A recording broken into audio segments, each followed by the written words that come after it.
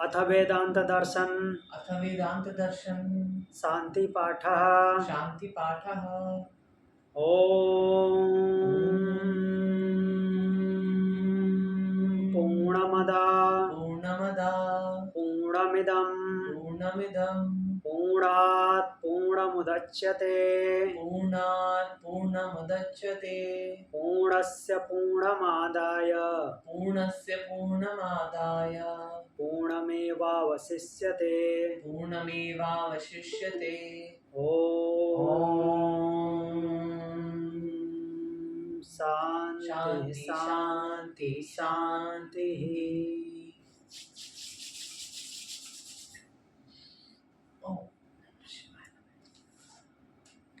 चलिए हम मूल पाठ पे चलते हैं। कल हमने प्रथम अध्याय के प्रथम पाद का 5 सूत्र देखे थे।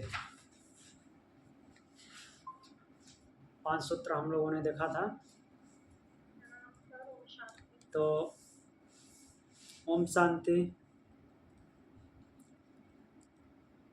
तो 5वें सूत्र में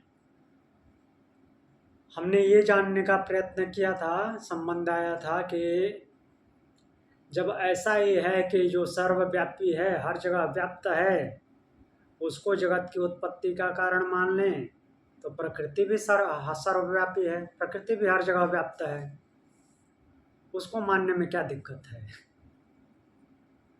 तो फिर 5वां मंत्र बोला था कि इच्छतेर ना शब्दम, क्योंकि यहाँ पे इच्छ धातु का प्रयोग हुआ है।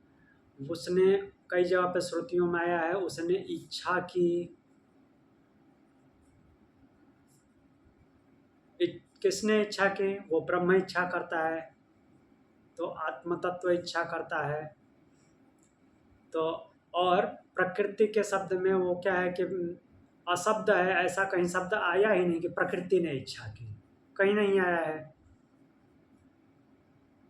तो इसलिए इस वजह से भी प्रकृति को जगत का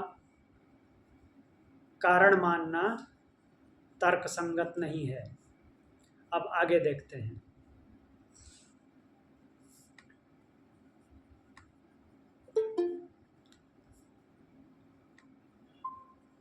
आगे जो मंत्र है, 6ठा नंबर मंत्र।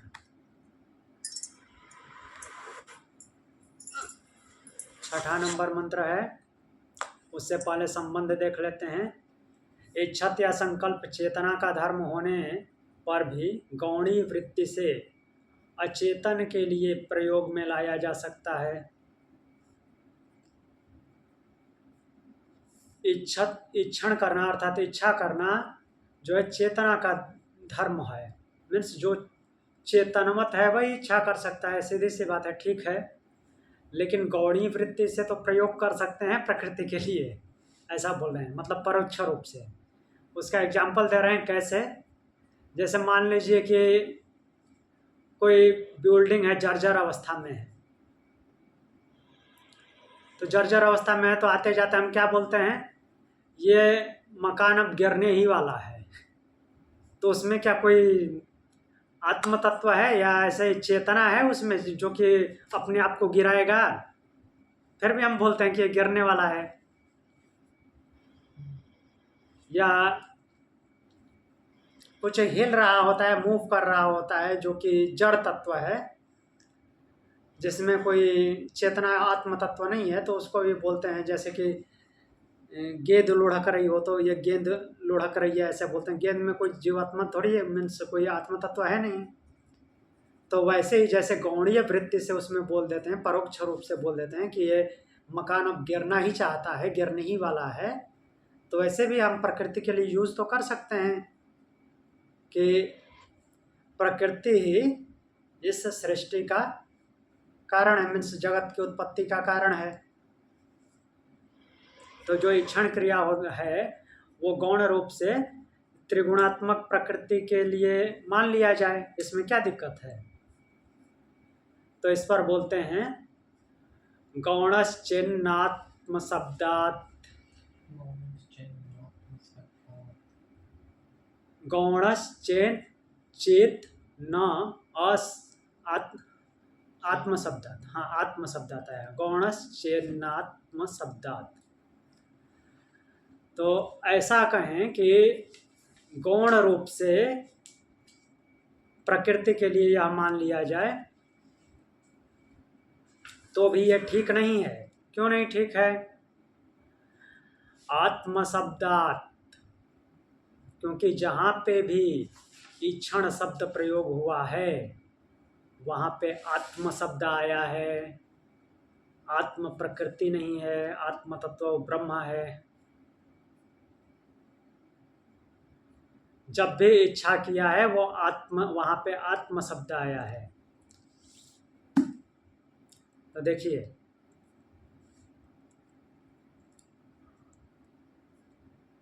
व्याख्या में लिखते हैं, ऊपर उद्धृत की हुई ऐतरेय उपनिषद की श्रुति में इक्षण का कर्ता आत्मा को बताया गया है, अतः गौण वृत्ति से भी उसका संबंध प्रकृति के साथ नहीं हो सकता। इसलिए प्रकृति को जगत का कारण मानना जो है वेद के अनुकूल नहीं है, ऐसा बोल रहे हैं। क्योंकि देखिए ऐतरेय उपनिषद में ये जो मंत्र है,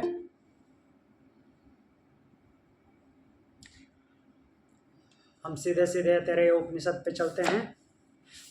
ऐतरेय उपनिषद का पहला मंत्र,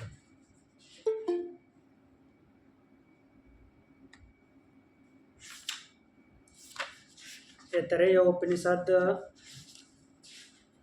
प्रथम खंड पहला मंत्र, ओम आत्मा वा इदमेव एवाग्र आसीत् नान्यत् किंचत् मिषत् स इच्छत् लोकान्नु सृजायति। तो पहले ही बोला है आत्मा वा इदमेव एवाग्र आसीत्, सबसे पहले वह आत्म तत्व ही था। और थर्ड स्टेंजा में बोला है स इच्छत लोकान्नु सृजायति, उसने लोगों की रचना करने की इच्छा की। प्रकृति के लिए तो बोला नहीं है।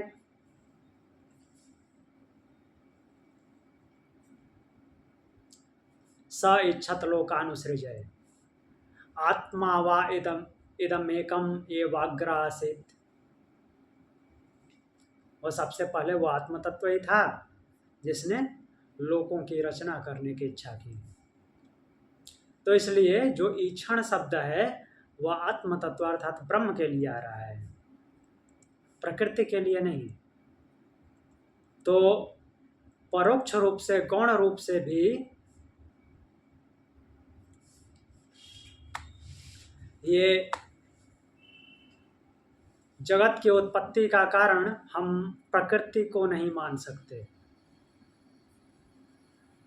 अब आगे संबंध क्या बताते हैं जी? नहीं, गौण मतलब कि परोक्ष रूप में, डायरेक्टली नहीं, इनडायरेक्टली। जैसे अभी हमने एग्जांपल देखा कि ये मकान गिरने ही वाला है, हाँ, तो मकान में तो कोई चेतन तत्व है नहीं, वो बाहरी पंच महाभूतों के प्रभाव से गिर रहा है।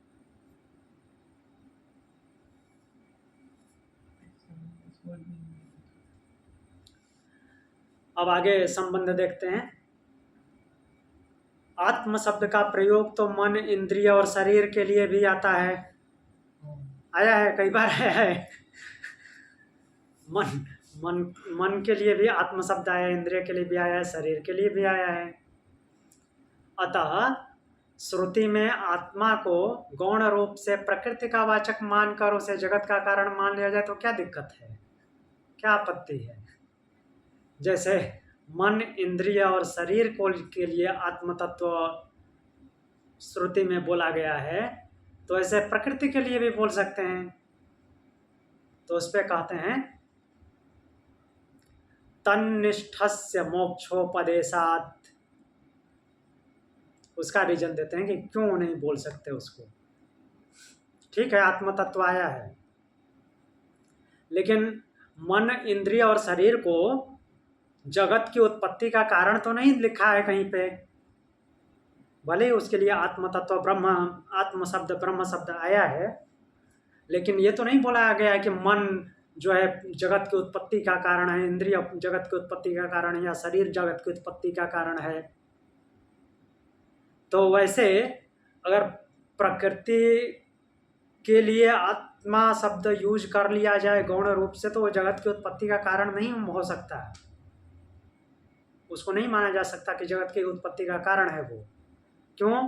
तन्निष्ठस्य मोक्षोपदेशात, तन्निष्ठस्य उसमें निष्ठा करने वाला, उसमें निष्ठा होने से, किस में निष्ठा होने से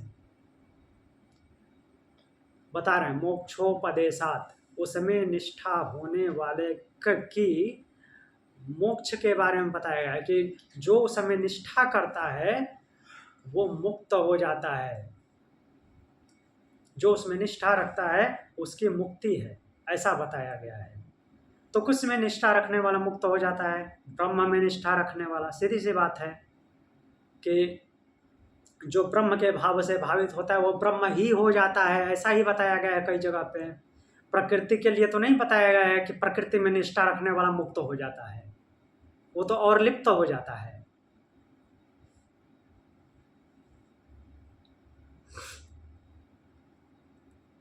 तो इसलिए भी जो आत्म तत्व है वो प्रकृति के लिए गौण रूप से भी प्रयोग में नहीं लाया जा सकता। अगर लाते भी हैं तो वो जगत की उत्पत्ति का कारण नहीं हो सकता। जगत की उत्पत्ति का कारण जो है उसके लिए ये शब्द आया है कि जो उसमें निष्ठा रखता है, किसमें, जगत की उत्पत्ति करने वाला जो है, उत्पत्ति स्थिति और प्रलय का जो कारण है उसमें निष्ठा रखने वाला मुक्त हो जाता है। मोक्षोपदेशात ऐसा बोला गया है, मोक्ष का उपदेश किया गया है। तो व्याख्या में देखते हैं, तैत्तरीयोपनिषद की दूसरी वल्ली के 7वें अनुवाक में जो सृष्टि का प्रकरण आया है वहाँ स्पष्ट कहा गया है कि तदात्मानं स्वयं अकुरुत। तो चलते हैं कहाँ पे, तैत्तरीय उपनिषद दूसरी वल्ली, तैत्तरीय उपनिषद दूसरी वल्ली जो कि ब्रह्मानंद वल्ली है, और उसका अनुवाक 7वां अनुवाक, तदात्मानं स्वयं अकुरुत। तो जो पहले ही शुरू में मंत्र है, असद्वा इदमग्र आसीत, यहाँ पे भी पहले लिखा है, सबसे पहले वही था, ततो वह सद जायता, वह असद मीन्स अप्रकट रूप में था, उसने अपने आप को प्रकट किया, सद रूप जो आया है। तद आत्मानं स्वयं अकुरुत, तो क्या बोला गया, तद आत्मानं स्वयं अकुरुत, उस ब्रह्म ने, उस आत्म तत्व ने अपने आप को क्या किया, उत्पन्न किया, अपने आप को उत्पन्न किया, स्वयं को उत्पन्न किया, स्वयं को प्रकट किया। प्रकृति ने खुद नहीं किसी चीज को बनाया, मीन्स ब्रह्म ने अपने आप को प्रकट किया। तो वो प्रकृति को चेतना दे करके अपने आप को चेतना, मीन्स इसको चेतनवत करके प्रकट किया, लेकिन प्रकृति बिना ब्रह्म के कुछ नहीं कर सकती क्योंकि वो जड़ है। तो इसलिए वो जगत की उत्पत्ति स्थिति और प्रलय का कारण नहीं हो सकती। फिर साथ ही यह भी बताया गया है कि यदा ह्यवैस एतस्मिन् अदृश्ये अनात्मये अनिरुक्ते अनिलये अभयं प्रतिष्ठां विन्दते अथ सो अभयं गतो भवति। तो यहाँ पे बताया गया है, जो तैत्तरीय उपनिषद है उसका आगे मंत्र में उसी अनुवाक में 7वें अनुवाक में ही बोला गया है।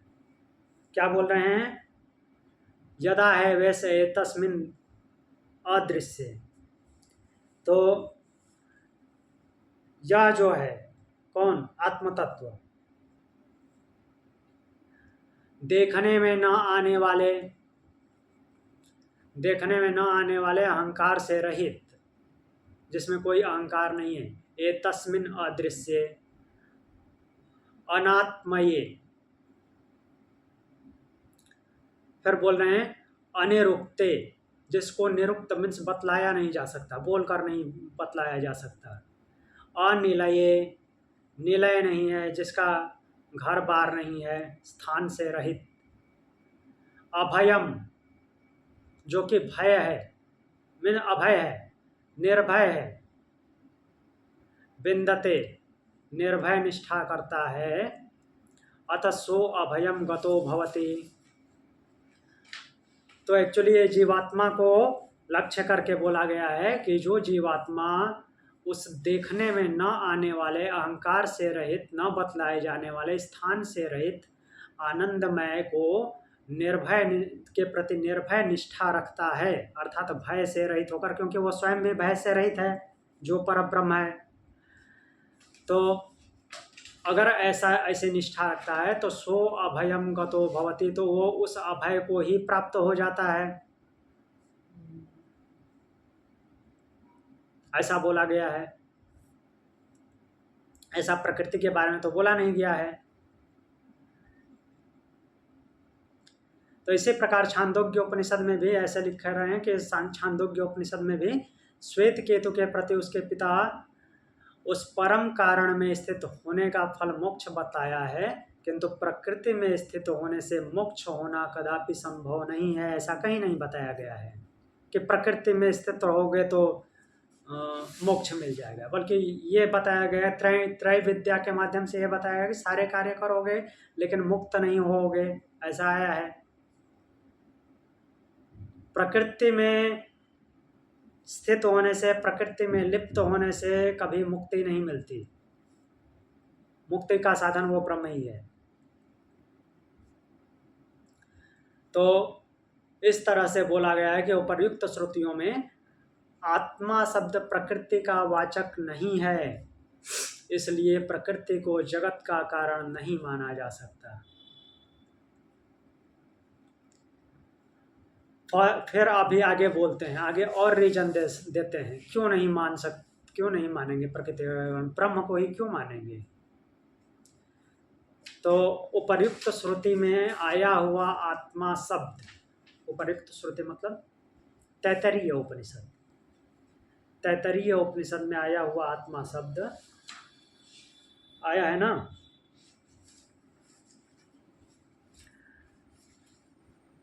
तो तद आत्मानम स्वयं अकुरुत, तो उपर्युक्त श्रुति में आया हुआ आत्मा शब्द प्रकृति का वाचक नहीं हो सकता।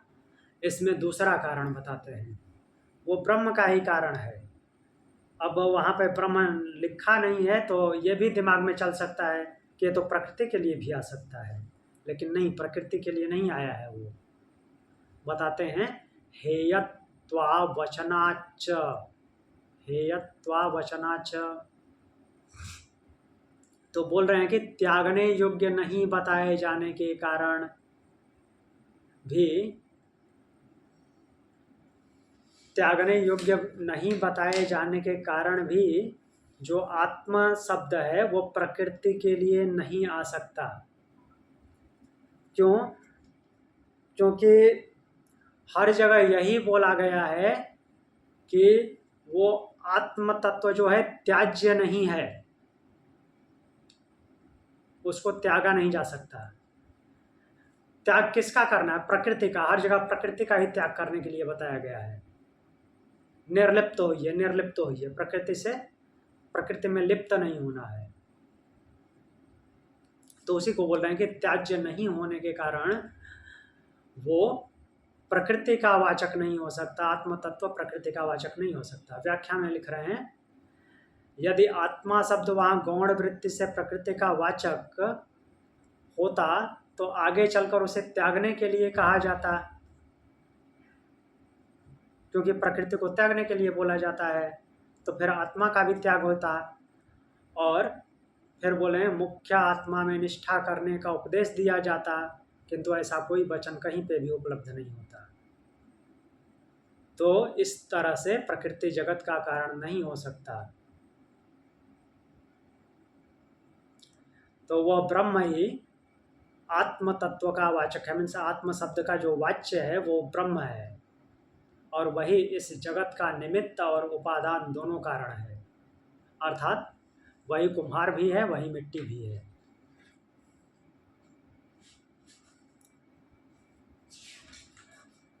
फिर आगे बोल रहे हैं, संबंध में बता रहे हैं, आत्मा की ही भांति इस प्रसंग में सत शब्द भी प्रकृति का वाचक नहीं है। अब कुछ दिमाग में ऐसा है कि सत्य को ही प्रकृति मान लेते हैं, तो सत्य शब्द भी प्रकृति का वाचक नहीं है। यह सिद्ध करने के लिए हेतु देते हैं, स्वाप्ययात, स्वाप्ययात अपने में विलीन कर लेना। जो हमने उड़न अभी का देखा था ना एग्जाम्पल,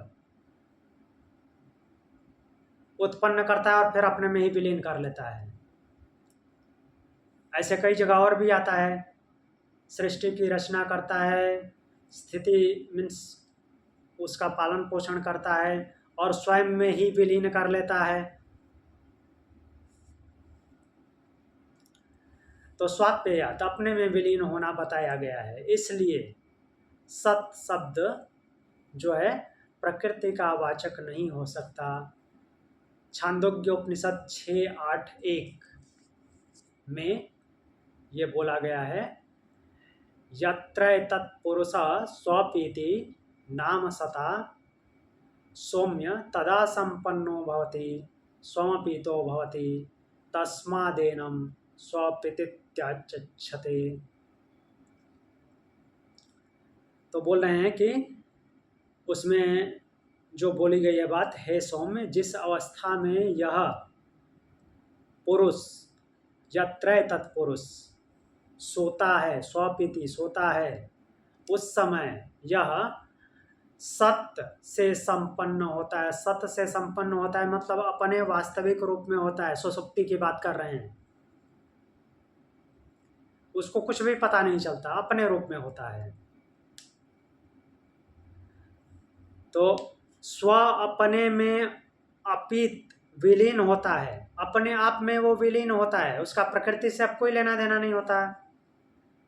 अगर प्रकृति आत्म शब्द वाचक प्रकृति के लिए होता है, या सत्य जो है प्रकृति के लिए वाच्य होता, तो प्रकृति के बारे में भी सोचता रहता सुषुप्ति में भी, उसको तो कुछ पता ही नहीं चलता।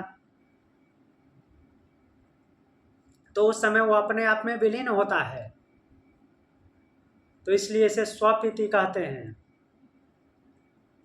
तो देखिए इसके लिए क्या लिखा हुआ है, यह स्व अपने में विलीन होना कहा गया, तो यह संदेश हो सकता है कि स्व शब्द जीवात्मा का ही वाचक है, इसलिए वही जगत का कारण है। परंतु ऐसा समझना, जो जीवात्मा के लिए ऐसा समझना है, वो भी ठीक नहीं है, क्योंकि पहले जीवात्मा का सत्य जगत के कारण से संयुक्त होना बताकर उसी सत्य को पुनः स्वनाम कहा गया है, और उसी में जीवात्मा के विलीन होने की बात कही गई है। विलीन होने वाली वस्तु से लय का अधिष्ठान भिन्न होता है। लय मतलब कि मिलना। अतः यहाँ लीन होने वाली वस्तु जीवात्मा है, और जिसमें वह लीन होता है वह परमात्मा है। अर्थात जब ये जागृत अवस्था में होता है तो जीवात्मा कहलाता है, जब विलीन हो जाता है तो वो अपनी परमात्मा वाली मीन्स आत्म स्थिति में होता है। इसलिए यहाँ परमात्मा को ही सतनाम से जगत का कारण बताया जाता है, यही ठीक मानना है। सत्य न तो जीवात्मा हो सकता है, न प्रकृति हो सकती है। अर्थात ये जो शरीरधारी है, शरीर धारण करने के साथ साथ ये जो है जगत का कारण नहीं हो सकता। तो इसे और आगे बढ़ाते हुए बोलते हैं, इस प्रसंग में जिस सत्य को समस्त जगत का कारण बताया है, उसी में जीवात्मा का विलीन होना कहा गया है। तो जीवात्मा किस में विलीन होता है? उस पर ब्रह्म का जो भाव है उसमें विलीन होता है सुषुप्ति में। जो हमने प्रश्नोपनिषद में, हाँ प्रश्नोपनिषद में देखा था कि वो प्रश्नोपनिषद नहीं, मांडुक्योपनिषद, जो कि वो प्रतिदिन उदान वायु कहाँ लेकर के जाता है, उसको ब्रह्म के पास लेकर जाता है, अहरह।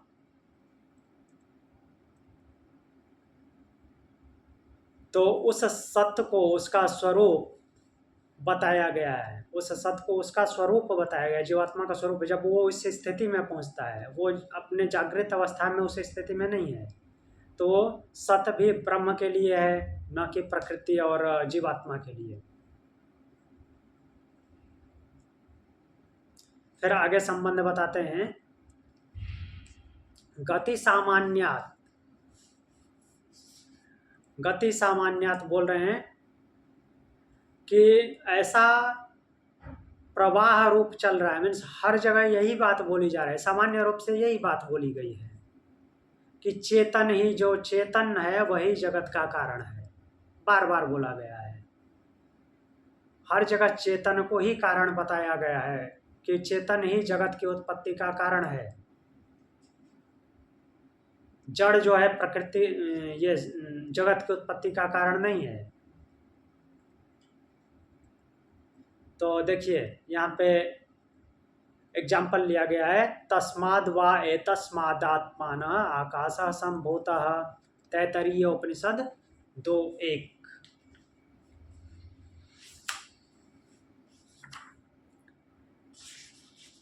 तैत्तरीय उपनिषद द्वितीय बल्ली फर्स्ट अनुवाक।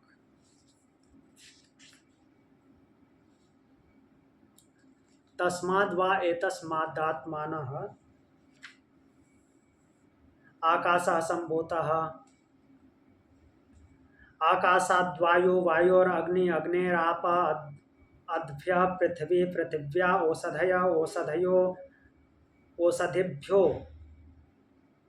अन्नम, अन्नात् पुरुषः स वा एष पुरुषो अन्न रसमयः, ऐसा बोला गया है। तो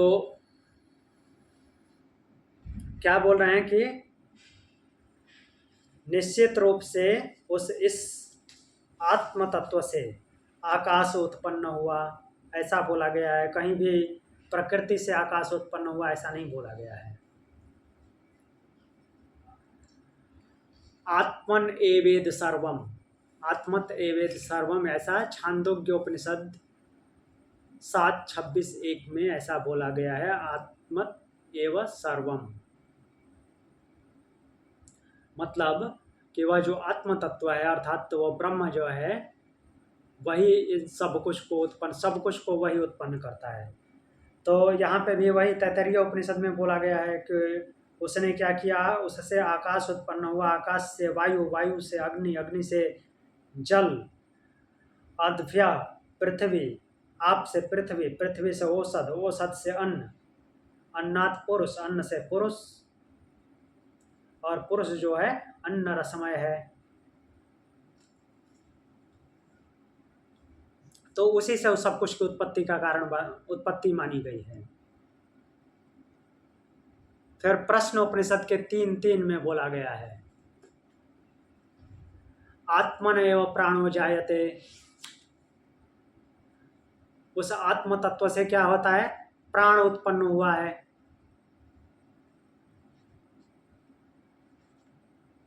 आत्मन एष प्राणो जायते, आत्मा से ही प्राण उत्पन्न हुआ, आत्म तत्व से, अर्थात वो ब्रह्म से ही प्राण की उत्पत्ति हुई है। अब आत्म तत्व उस ब्रह्म के लिए आया है, ये तो सिद्ध कर चुके हैं। अब उसको फिर दोबारा नहीं बोलेंगे कि प्रकृति के लिए आएगा आत्म तत्व। एतस्मात् जायते प्राणो मनः सर्वेन्द्रियाणि च, खम वायुर्ज्योतिराप पृथ्वीं विश्वस्य धारिणी, मुंडक उपनिषद 2:1-3। तो बोल रहे हैं कि परमेश्वर से प्राण उत्पन्न होता है, अर्थात उस परमात्मा से एतस्मात् जायते प्राणो, उसी से प्राण की उत्पत्ति हुई है, जो कि प्रश्न उपनिषद भी बोल रहा है, आत्मन एष प्राणो जायते। तो वही छांदोग्य उपनिषद भी बोल रहा है, एतस्मात् जायते प्राणो, मन सर्वेन्द्रियाणि च, मन और सारी इंद्रियां भी उसी से उत्पन्न हुई हैं। खम वायुर आपो ज्योति आपा विश्वस्य धारिणी, ये तैतरीय उपनिषद भी ये बोल रहा है, जो ये मुंडक उपनिषद बोल रहा है, सॉरी छांदोग्य उपनिषद मैंने बोला था, मुंडक उपनिषद 2:1-3। तो मुंडक उपनिषद का दूसरा मुंडक, पहला खंड और तीसरा मंत्र।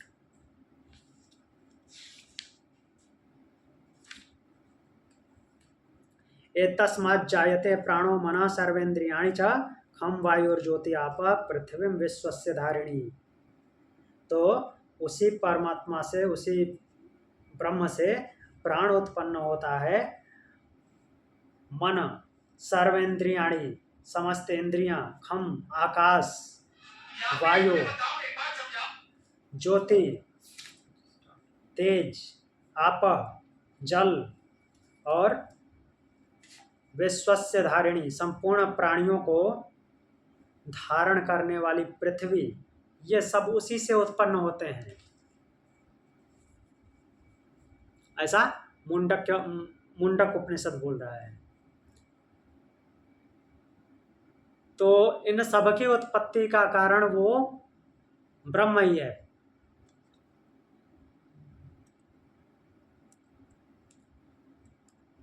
फिर आगे संबंध बताते हैं, एक और एग्जाम्पल से इसको पूर्ण करेंगे, इस प्रकरण की पूर्णाहुति हो जाएगी। अगले एग्जाम्पल से एक और सूत्र देखते हैं। संबंध है पुनः श्रुति प्रमाण से, इसी बात को दृढ़ करते हुए इस प्रकरण को समाप्त करते हैं। यह प्रकरण आगे इस सूत्र से पूर्ण होता है।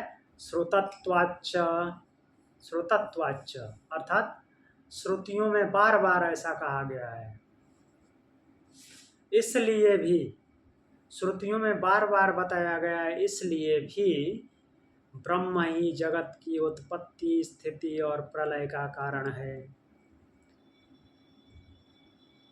सकारणम करणाधिपाधिपो न चास्य कश्चित् जनिता न चाधिपः, श्वेताश्वतर उपनिषद 6:9। श्वेताश्वतर उपनिषद अध्याय 6 श्लोक नंबर 9।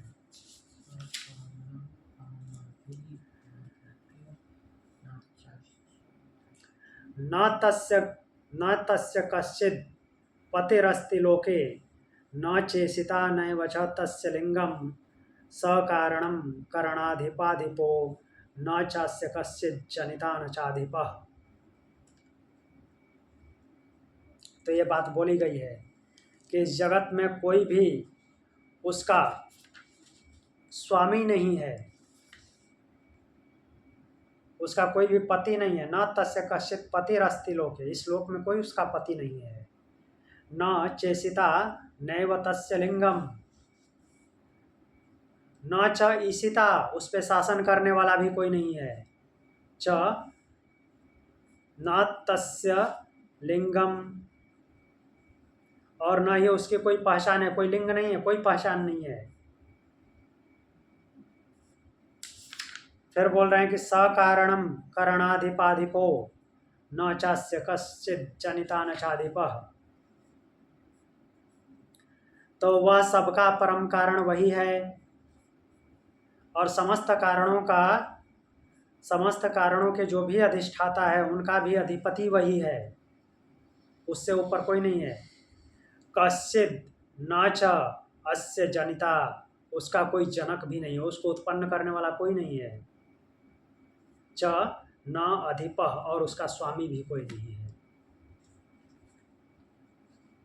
श्वेताश्वतर उपनिषद अध्याय 6 श्लोक 9 ये बोल रहा है। सविश्वकृत अर्थात वह विश्व को करने वाला है, अर्थात विश्व की उत्पत्ति करने वाला वही है। डायरेक्टली बोल रहा है श्वेताश्वतर उपनिषद 6:16, चैप्टर 6 का ही 16वां मंत्र। सविश्वकृत विश्ववादात्म योनि अज्ञ काला अज्ञा काल कालो गुणी सर्वविद्य प्रधान क्षेत्रज्ञ पतिर्गुणेश संसार मोक्ष स्थितिर बंध हेतु हो। तो बोल रहे हैं कि वह ज्ञान स्वरूप जो है, ज्ञान स्वरूप विश्वकृत, संपूर्ण विश्व का करने वाला अर्थात सृष्टा है, विश्ववित्त, विश्व को जानने वाला, आत्मयोनि है, अपनी योनि खुद है, अपने आप को स्वयं प्रकट किए हुए है। काला कालः, काल का भी काल है अर्थात काल की सीमा से परे है, काल भी उसी से शुरू हुआ है, वो काल की वजह से नहीं है। गुणी, सभी गुणों से युक्त है, सर्ववित्त, सब कुछ जानने वाला है, जो प्रधान क्षेत्रज्ञ पति, प्रधान क्षेत्रज्ञ पति जो कि प्रधान और क्षेत्र का अधिपति है, प्रधान और क्षेत्र का पति है। तो प्रधान किसको बोलते हैं? प्रकृति को। जब वो प्रकृति का भी वो प्रधान है, उसका हेड है, तो प्रकृति जो उसका कारण कैसे हो सकता है, मीन्स जगत की उत्पत्ति का कारण वो कैसे हो सकती है? फिर तो ब्रह्म वैसे भी उससे मुक्त है। गुणेश, गुणेश मतलब कि गुणों का ईश है, सभी गुणों का शासक भी वही है। संसार मोक्ष स्थिति बंध हेतु, संसार की क्या है? मोक्ष, स्थिति और बंधन, इन सब का कारण भी वही है। जन्म मृत्यु संसार में बांधने की स्थिति और इसे मुक्त करने वाला वही है, सब कुछ वही है। फिर बोल रहे हैं अतः समुद्रागिर्यश्च सर्वे, मुंडक उपनिषद 2:1-9, मुंडक उपनिषद 2:1-9 बोल रहे हैं अतः समुद्रागिर्यश्च सर्वे, अतः समुद्रस्य गिरयश्च सर्वे अस्मास्य दन्ते सिन्धवः सर्वरूपा अतश्च सर्वा औषधयो रसश्च येन स भूतैस्तिष्ठते शांतरात्मा। तो बोल रहे हैं कि इसी से समस्त समुद्र उत्पन्न हुए, सारे पर्वत इसी से उत्पन्न हुए हैं, इसी से प्रकट हुए हैं। अनेक रूपों से जो नदियां बहती हुई सिंधव सारी नदियां बहती हैं, तथा इसी से सारी औषधियां, सभी रस और रस से पुष्ट यह शरीर, यह सब क्या है? अंतरात्मा भूतय तिष्ठते, अंतरात्मा अर्थात वो अंदर स्थित रहने वाला आत्मतत्व, उसमें सारे प्राणी, सभी प्राणियों के सहित वो स्थित है, अर्थात सभी प्राणी उसी में विद्यमान है, सभी प्राणियों की प्रतिष्ठा वो है, सारे भूतों की प्रतिष्ठा है। पंचमहाभूतों से जो कुछ भी उत्पन्न हुआ है, सबकी प्रतिष्ठा वही है और सबको वही उत्पन्न करता है, ऐसा बताया गया है। तो इस तरह से सिद्ध होता है कि जगत की उत्पत्ति, स्थिति और प्रलय का कारण ब्रह्म है, निमित्त कारण भी है और उपादान कारण भी है।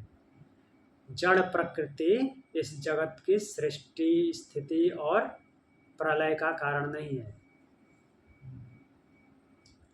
हाँ, अभी कुछ पूछना है तो पूछिए, किसी को कोई प्रश्न पूछना है?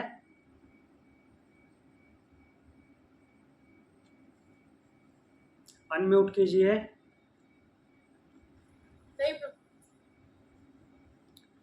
नहीं पूछना? सर, हाँ, जीवात्मा को सत्य नहीं कह सकते, ऐसे कहा है ना यहाँ पर जी।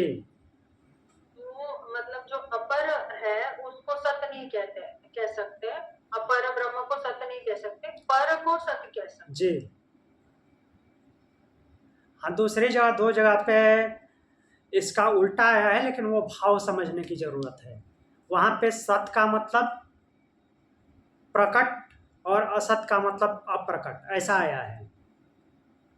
लेकिन जो वास्तविक अर्थ है सत और असत का, सत मतलब कि ब्रह्म जो स्थायी है, परमानेंट ट्रूथ है, अभी जैसा है वो बाद में भी वैसा ही रहेगा, उसके लिए। और कुछ? ठीक है, तो अब आगे बढ़ें, आगे प्रकरण चालू करते हैं। उसका कनेक्शन जोड़ रहे हैं 9वें सूत्र से।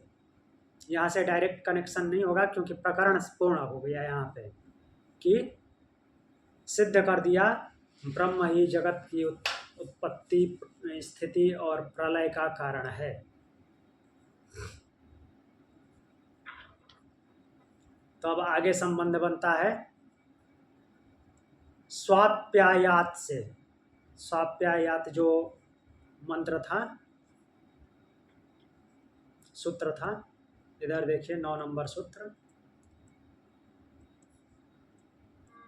स्वाप्यायात, खुद में विलीन होना, स्वयं में विलीन होना, जिसको हमने सुषुप्ति के माध्यम से देखा।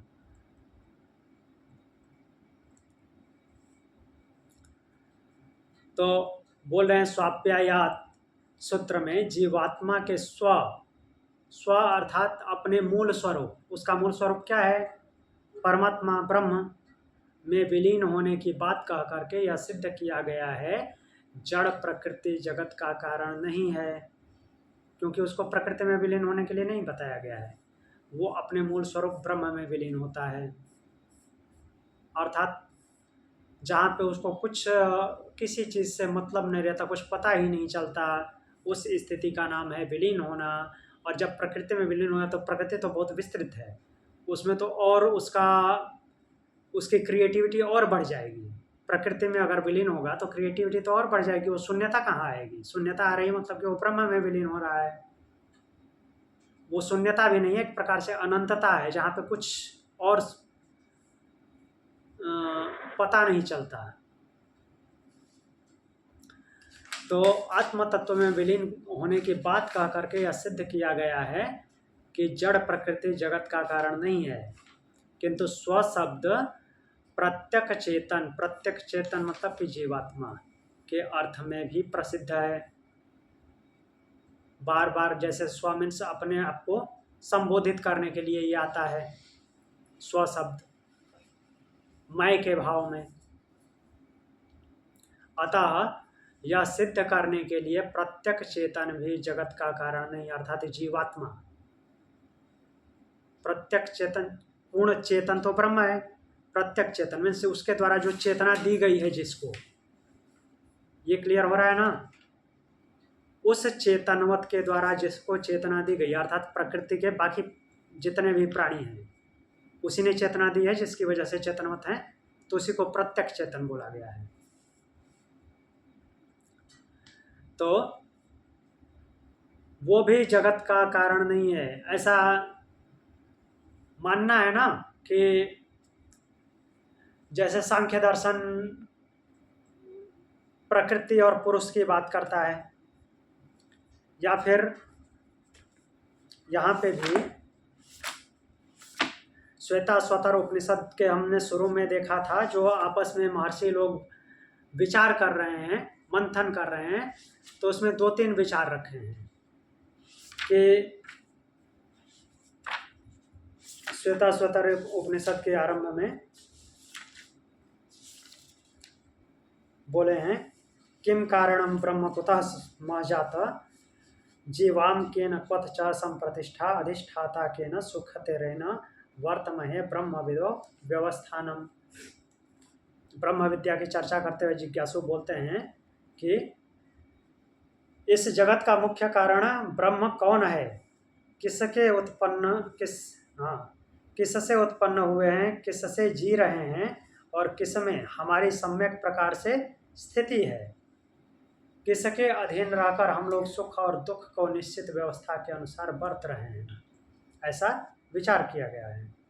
कुछ लोग काल को अर्थात समय को इसका वो बोलते हैं, कारण बोलते हैं। और फिर भूतानि योनि पुरुषा इति चिंत्या संयोग ऐसा न तो आत्मभावा और कुछ लोग बोलते हैं संयोग से चल रहा है, जैसे कि प्रकृति और पुरुष के संयोग से। या ऐसा बोल सकते हैं कि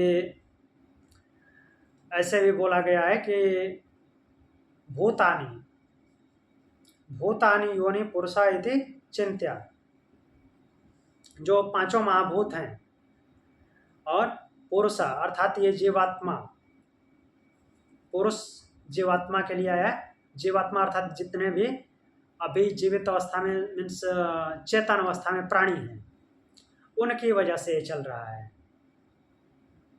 तो ऐसे ऐसे विचार किए गए हैं, तो उसी को यहाँ पे आगे बढ़ा रहे हैं। बोल रहे हैं कि यह जीवात्मा जो है जगत का कारण नहीं हो सकता। आगे बोलते हैं तैत्तरीय उपनिषद की ब्रह्मानंद वल्ली में सृष्टि की उत्पत्ति का वर्णन करते हुए सर्वात्म स्वरूप परब्रह्म परमेश्वर से ही आकाश आदि क्रम से सृष्टि बताई गई है। अभी हमने देखा अनुवाक 1, 6, 7,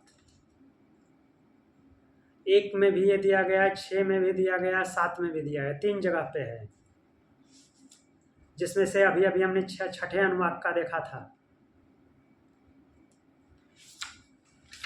उसी प्रसंग में अन्नमय, प्राणमय, मनोमय, विज्ञानमय और आनंदमय इन पांचों पुरुषों का वर्णन आया है 7वें अनुवाक में।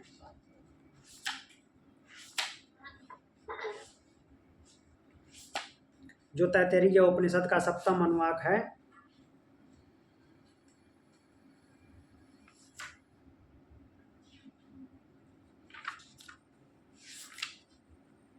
तो उसमें ये आया है।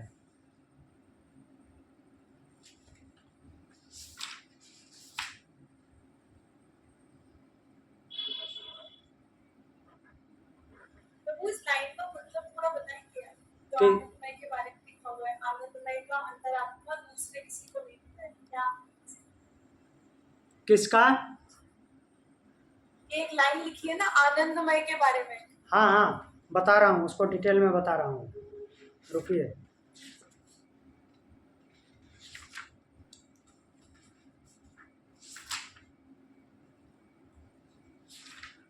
सप्तम अनुवाक।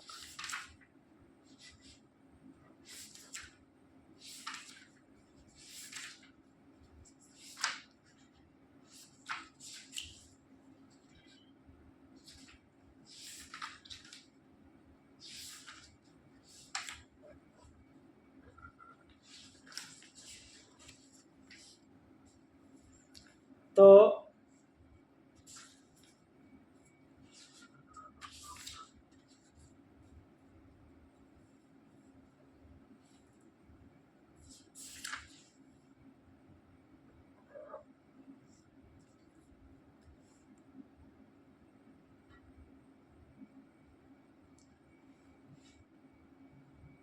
ये पूछ रही थी आप अन्नमय, प्राणमय, मनोमय, विज्ञानमय और आनंदमय।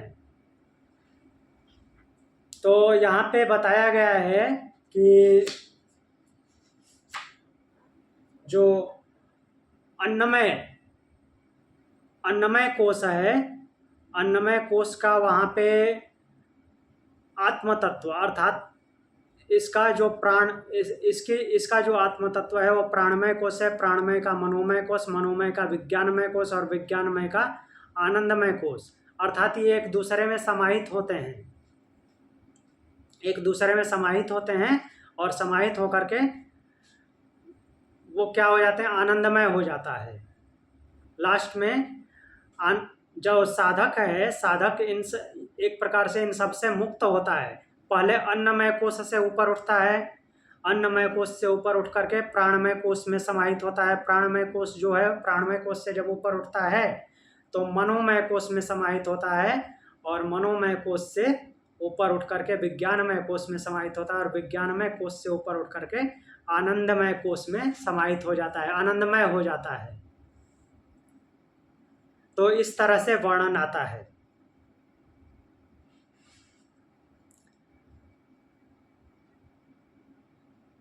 और फिर बोल रहे हैं कि आनंदमय को अंतरात्मा बताया गया है। आनंदमय का अंतरात्मा दूसरे किसी को नहीं बताया गया है। ये एक दूसरे के अंतरात्मा, ऐसा बोला गया। मीन्स अन्नमय कोश जो प्राणमय में समाहित हो रहा है, अर्थात कि प्राणमय जो है अन्नमय का अंतरात्मा है, और प्राणमय मनोमय, प्राणमय का अंतरात्मा मनोमय है, मनोमय का अंतरात्मा विज्ञानमय है, विज्ञानमय का अंतरात्मा आनंदमय है। लेकिन आनंदमय का अंतरात्मा और कोई नहीं है। ठीक है, आनंदमय का अंतरात्मा कोई नहीं है, किसी को नहीं बताया गया है, अपितु उसी से जगत की उत्पत्ति बता करके आनंद की महिमा का वर्णन करते हुए सर्वात्मा आनंदमय को जानने का फल उसी की प्राप्ति बताया गया है, और वही ब्रह्मानंद वल्ली को समाप्त कर दिया गया है, ऐसा है। तो रुकिए,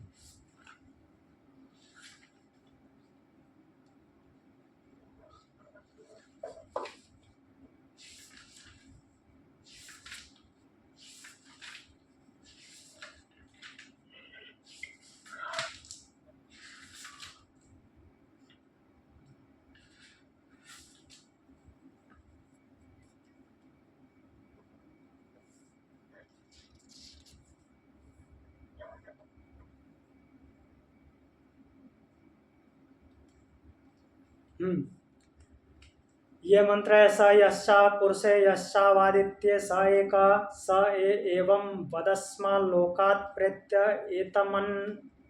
एतमन्नम् आत्मानम् उपसंक्रामन्ति एतं प्राणमयम् आत्मानम् उपसंक्रामन्ति एतं मनोमयम् आत्मानम् उपसंक्रामति एतं विज्ञानमयम् आत्मानम् उपसंक्रामति एतम् आनंदमयम् आत्मानम् उपसंक्रामति तदेस्य श्लोको भवति।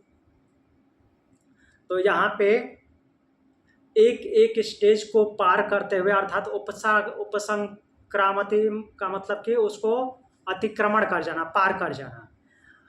जो साधक है अर्थात जीवात्मा पहले अन्नमय कोश को पार करता है, फिर प्राणमय कोश को, फिर मनोमय कोश को, फिर विज्ञानमय कोश को, और आनंदमय कोश में चला जाता है। अब आनंदमय कोश को पार करने की बात नहीं कही गई है। ठीक है, वही उसका लास्ट स्टेज है। तो अब बात आती है कि फिर ब्रह्म में समाहित होना, वो जो उसका लास्ट स्टेज है अन्नमय कोश जो है, अन्नमय कोश ही इस कोश का अंतिम स्टेज है। और ब्रह्म तो आनंद स्वरूप है, वो तो आनंदमय कोश से उसका कोई लेना देना नहीं है। फिर अब इसको आनंदमय जीवात्मा है, आनंदमय जीवात्मा को पार करा करके उस आनंद क्यों नहीं बोला गया है? क्योंकि आनंदमय और आनंद एक ही है, क्योंकि वो कोश के साथ है इसलिए आनंदमय बोला गया है। और ब्रह्म मुक्त अवस्था में है तो उसके पास कोई कोश नहीं है, इसलिए वहाँ पे मय शब्द नहीं आता। लेकिन यहाँ पे जो आनंदमय है वो ब्रह्म के लिए यूज होता है, ऐसा हम अभी इसमें देखेंगे। आनंदमय विकार नहीं है, आनंदमय वो ब्रह्म के लिए ही भी यूज होता है। अब यहाँ पे मैं पहले ही क्लियर कर देता हूँ, आनंदमय के बाद उसको आगे क्यों नहीं बढ़ाया गया है, क्योंकि जब वो आनंदमय स्थिति में पहुँच जाता है तो वो ब्राह्मी स्थिति है, जैसा ब्रह्म है वैसा वही है। और वो शरीरधारी होते हुए भी ब्रह्म से अलग नहीं है। ऐसा सबीज मीन्स निर्बीज समाधि में पहुंच गया ना, वो निर्बीज समाधि में पहुंच गया, शरीर है उसके पास। जब आनंदमय है तो शरीर है, लेकिन वो आनंद स्वरूप से अलग नहीं है, उस टाइम पे भी अलग नहीं है। अलग क्यों नहीं माना जाएगा? शरीर है, अभी शरीर निर्बीज समाधि में पहुंचा है, लेकिन अभी शरीर है, इसीलिए आनंद कहा जाता है। हाँ, आनंदमय है। ब्रह्म के पास तो कोई शरीर नहीं है, उसका तो कोई कोश हाँ, नहीं ब्रह्म है, के पास कोई कोश नहीं है, तो वो आनंद स्वरूप है। ठीक, बट ये आनंदमय शब्द जो है वो ब्रह्म के लिए भी प्रयोग होगा। अब हम इससे समझते हैं जीवात्मा से। जीवात्मा जब आनंदमय स्थिति में पहुंच गया तो वो खुद भी ब्रह्म ही है, और अलग शरीर के रूप में दिखाई देते हुए भी वो ब्रह्म से अलग नहीं है। क्यों अलग नहीं है? क्योंकि उसकी स्थिति ब्राह्मी है और वो अपने आप को सर्वव्यापी देखता है, इसीलिए वो अपने आप को अहम ब्रह्मास्मि बोल रहा है। उस स्थिति में जाकर के वो अपने आप को अहम ब्रह्मास्मि बोल रहा है, मैं ब्रह्म हूँ। वो अलग नहीं है, वो अपने आप को सर्वव्यापी रूप में देख रहा है। दूसरों को देखने के लिए वो शरीर में है, वो वास्तव में ब्रह्म ही है। ये धर्म में वाली स्थिति है। हाँ, इसी को धर्म में वाली स्थिति कहा है ना महर्षि ने। ये वही है ना जो वो कनेक्टेड देखता है। हाँ जी, वो हाँ, अहम ब्रह्मास्मि कहता है। जो धर्म में की स्थिति है, और जो भगवान भी बोलते हैं कि सर्वत्र समदर्शिना, सर्वत्र जो समदर्शी हो जाता है, अर्थात वो ब्रह्म के भाव में आ जाता है। मीन्स ब्रह्म से बिल्कुल वो अलग है ही नहीं। दूसरों के देखने में वो शरीर दिखता है, लेकिन वास्तव में वो शरीर वाला नहीं है। जब वो आनंदमय स्थिति में है तो आनंद जो है, सीधी सी बात है, आनंद प्रकृति का गुण नहीं है। अगर आनंद प्रकृति का गुण होता तो वो लिप्त होता। आनंद उस ब्रह्म की स्थिति है।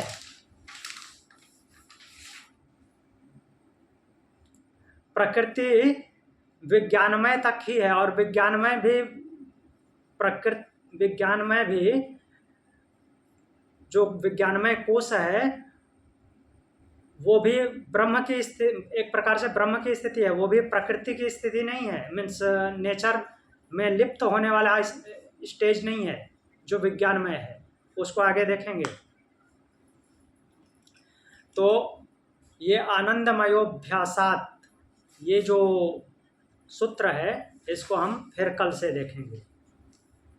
सर आपने कहा विज्ञानमय जो है वो ब्रह्म की स्थिति नहीं है, लेकिन अभी जो हमने इसमें देखा तो विज्ञानमय की अंतरात्मा आनंदमय है।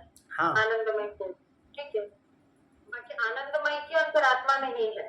हाँ, तो उसका विज्ञानमय का प्रकृति से कनेक्शन होगा ना, मतलब पूरी तरह से उसको तो विज्ञानमय जो है, विज्ञानमय का प्रकृति से कनेक्शन है, लेकिन वो एक्चुअली लिप्तावस्था नहीं है। प्रकृति में लिप्त होने की अवस्था नहीं है। उसको हम आगे देखेंगे, क्योंकि विज्ञानमय उस ब्रह्म के लिए भी यूज होता है। ऐसा आएगा आगे। पहले हम आनंदमय को देखेंगे, उसके बाद विज्ञानमय को देखेंगे।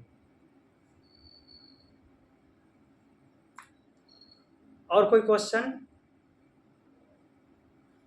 तो वो अनुभूति के किस पर आनंदमय कोश जब लोग फील करते होंगे, टैप करते होंगे, वापस आते होंगे, क्योंकि पांचों शरीर के अंदर अनुभूति जाती है और आती है। जैसे मनोमय पे ध्यान जाता है आता है, प्राणोमय पे ध्यान जाता है आता है, वैसे आनंदमय पे भी जाता है। आनंदमय नहीं, आनंदमय में चला गया तो वापस नहीं आएगा। जब आनंदमय को प्राप्त हो गया, वहां से लौट करके वापस नहीं आना होता। वन वे है वो।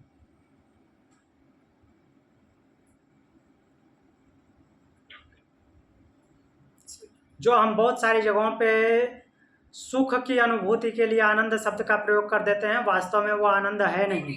हाँ, जो ये आनंदमय है, इस स्थिति से वापस नहीं लौटना होता, क्योंकि यहाँ पे क्या बोलते हैं कि कोई छिद्र बच ही नहीं जाता जो आपको फिर से वापस लिप्त कर सके। जब छिद्र मीन्स कोई विकार बचे तो आप आनंदमय में हो ही नहीं। आप एकदम ब्रह्म स्वरूप में हो गए तभी आनंदमय हो। सर यहाँ 9वें में जो स्वपीति की बात की है उन्होंने, हाँ जी, हो जाएगा। हाँ, 9वें सूत्र में स्वपीति की बात की है जी। जीवात्मा, तो ये सुषुप्ति निद्रा के समय का ये बता रहे हैं ना जी। ध्यान वाला सुषुप्ति की बात नहीं हो रही है। माध्यम वही है ना, समझाने का तरीका है। सुसुप्ति अवस्था उस नॉर्मल जीवन में लोगों को समझाने के लिए वो बोला जाता है। उससे अच्छी तरह से पता चलता है कि सुषुप्ति में है तो क्या फील होता है। वही साधक की वो उच्च अवस्था होती है। सर, अद्वैत के सिद्धांत के अनुसार परमात्मा सब कुछ एक ही है, ठीक है। मतलब ऐसे दो नहीं है है ना। फिर यहाँ पर वो कहते हैं कि स्व जो है वो विलीन हो जाएगा ब्रह्म में। तो एक्चुअल में टेक्निकली देखा जाए तो एक ही है, लेकिन जी। ये जो है जो मिक्स हुआ है और अपर हुआ है, तो वो स्टेप बाय स्टेप जो अज्ञान के जो पर्दे हैं वो बस निकलते जाएंगे। बाकी ऐसा नहीं कोई कहाँ से निकल के कहीं जाके उसमें मिल जाएगा, ऐसा वाला नहीं है। हाँ, एक्चुअली जो अद्वैत सिद्धांत है, अद्वैत सिद्धांत ये बोल रहा है कि एट द एंड सब कुछ एक ही है, कुछ भी अलग नहीं है। लेकिन अलग अलग स्टेज पे जो मीन्स अपर स्थिति उसकी हुई है, उसमें वो अलग अलग जगह पे अपना अपना अलग अलग काम कर रहे हैं, ठीक है। बट एट द एंड वो सब उसी, उनकी स्थिति उसी में है। 3 चीजें बातें बताई गई है, उत्पत्ति, स्थिति और प्रलय। तो वास्तविक स्थिति भी तो वही है, तभी तो ये सुषुप्ति अवस्था में वहीं पे जा रहा है। सुषुप्ति अवस्था में वहां पे जाता है, फिर से वापस आ जाता है। वहां पे जाता है तभी तो कुछ अनुभव नहीं होता, नहीं तो अनुभव होता रहता।